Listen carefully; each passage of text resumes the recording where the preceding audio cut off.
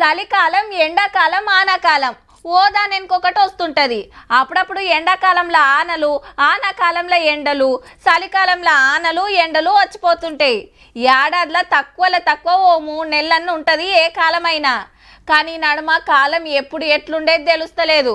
ఒక్కోపారి చలికాలంలో ఉన్నామా, ఆనాకాలంలో ఉన్నామా అని అనిపిస్తుంది. ఇంకో తాప ఎండాకాలంలో ఉన్నామా, చలికాలంలో ఉన్నామా అనిపిస్తుంది. అసలు ఇంతకు ఇప్పుడు ఏ కాలంలో ఉన్నాం మనం సోచాయిస్తుండ్రులే.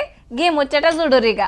శివరాత్రి ఓనే లేదు, మార్చి రానే లేదు, చలి చల్లబడ్డది, ఎండ సుర్రుమంటుంది. దినమింత సురుకులు పెడుతున్నాడు మరి సూరన్న.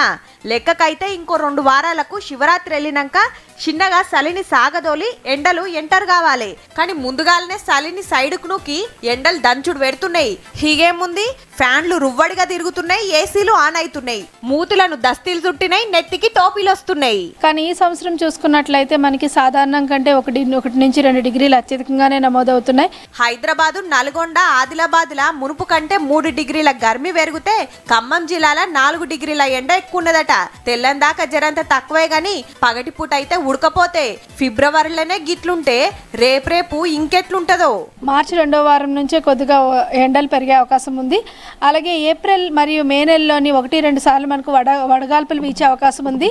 ఎండాకాలం ఎల్లమే వచ్చినట్టు ఎండలు సుత గట్టిగానే కొడతాయట. జర పైలం మరి.